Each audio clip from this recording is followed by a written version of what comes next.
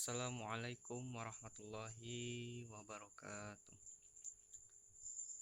Innal hamdalillah nahmaduhu wa nasta'inuhu wa nastaghfiruh wa na'udzu billahi min shururi anfusina wa min sayyiati a'malina. Man yahdihillahu fala mudhillalah wa man yudlil fala hadiyalah. Asyhadu an la ilaha illallah wahdahu la syarikalah wa asyhadu anna Muhammadan abduhu wa rasuluh, amma ba'du. Alhamdulillah, segala puji hanya milik Allah Rabbul alam semesta yang telah mengumpulkan kita walaupun ya melalui via WA grup ini, karena keadaan sekarang yang sedang tidak memungkinkan kita bisa bertemu di kelas.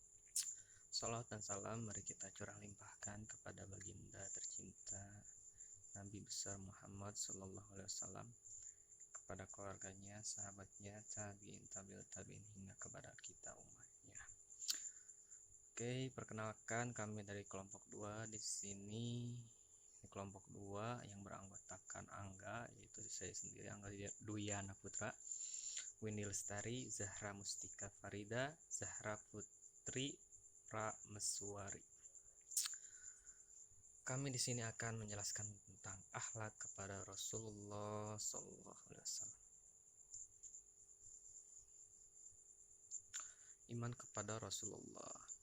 Iman kepada Rasulullah termasuk iman yang keempat dari 6 rukun yang wajib kita imani oleh setiap umat muslim.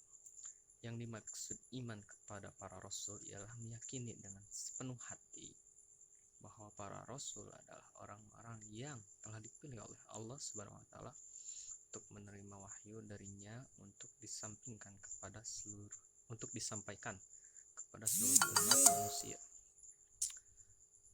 umat manusia agar dijadikan pedoman hidup demi memperoleh kebahagiaan di dunia dan di akhirat.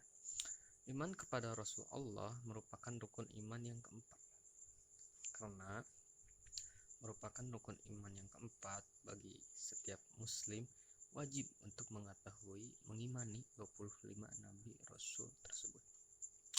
Nabi adalah manusia terpilih untuk menerima wahyu dari Allah. Lalu apa perbedaan nabi dan rasul? Mungkin teman-teman ada yang tahu. Kalau dari kami kelompok 2 menerangkan bahwasanya nabi menerima wahyu untuk dirinya sendiri, sedangkan rasul menerima wahyu untuk ditugaskan oleh Allah Subhanahu wa taala untuk disampaikan kepada seluruh umat manusia, seluruh umat yang ada di dunia.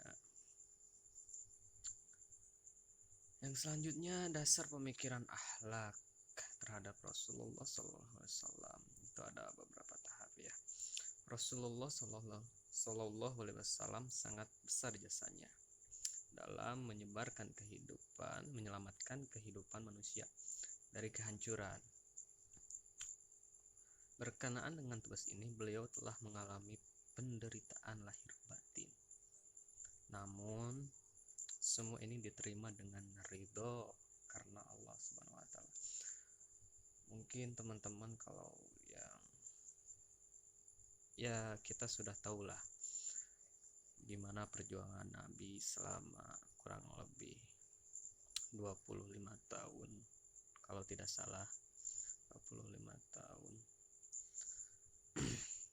Nabi menyebarkan, mendakwahkan Islam dengan tujuan untuk menyelamatkan umat manusia dari kejahilan, dari kegelapan menuju ke masa yang terang benderang.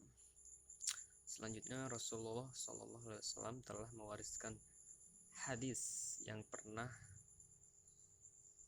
dengan ajaran yang sangat mulia dalam berbagai bidang kehidupan. Rasulullah SAW telah memberikan contoh model masyarakat yang sesuai dengan tuntunan agama, yaitu masyarakat yang beliau bangun di Madinah. Selanjutnya, Rasulullah SAW sangat berjasa dalam membina akhlak yang mulia. Pembinaan ini dilakukan dengan memberikan contoh tauladan yang baik. Rasulullah SAW berjasa dalam menjelaskan Al-Quran kepada manusia sehingga menjadi jelas dan mudah dilaksanakan. Mungkin itu saja penjelasan dari saya. Selanjutnya akan dijelaskan oleh rekan saya.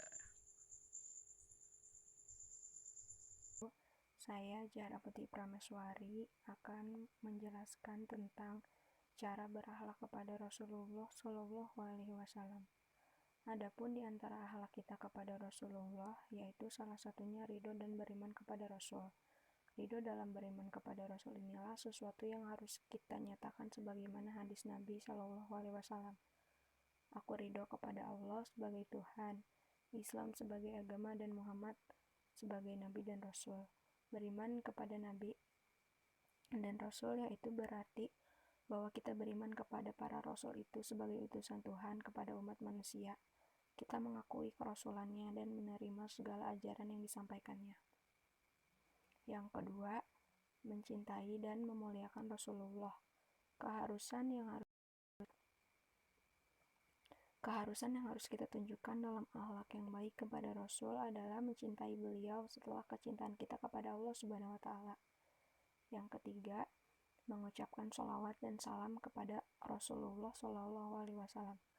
Mengucapkan sholawat dan salam kepada Nabi Muhammad Shallallahu Alaihi Wasallam sebagai tanda ucapan terima kasih dan sukses dalam perjuangannya. Secara harfiah, sholawat berasal dari kata as-sholat yang berarti doa, istighfar, dan rahmah. Kalau Allah berselawat kepada Nabi, itu berarti Allah memberi ampunan dan rahmat kepada Nabi. Yang keempat, mencontoh akhlak Rasulullah Shallallahu Alaihi Wasallam. Jika Rasulullah Shallallahu Alaihi Wasallam bersikap kasih sayang keras dalam mempertahankan prinsip dan seharusnya,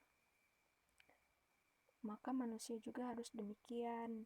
Yang kelima, melanjutkan misi Rasulullah. Misi Rasul adalah menyebarluaskan dan menegakkan nilai-nilai Islam. Tugas yang mulia ini harus dilanjutkan oleh kaum muslimin, karena Rasul telah wafat dan Allah tidak akan mengutus lagi seorang Rasul. Meskipun demikian, menyampaikan nilai-nilai harus dengan kehati-hatian agar kita tidak menyampaikan sesuatu yang sebenarnya tidak ada dari Rasulullah Shallallahu Alaihi Wasallam. Yang keenam, menghormati pewaris Rasulullah, berupaya menjaga nama baiknya dari penghinaan dan cemoohan yang orang-orang yang tidak suka padanya. Berakhlak baik kepada Rasulullah juga berarti harus menghormati para pewarisnya, yakni para ulama yang konsisten dalam berpegang teguh kepada nilai-nilai Islam. Yang terakhir, menghidupkan sunnah Rasul kepada umatnya. Rasulullah tidak mewariskan harta yang banyak, tapi yang beliau wariskan adalah Al-Quran dan sunnah.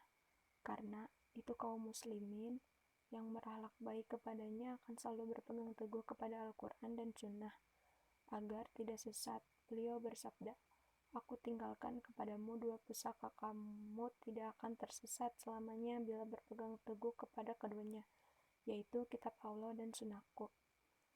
Selain itu, Rasulullah juga mengingatkan umatnya agar waspada terhadap bid'ah dengan segala bahayanya.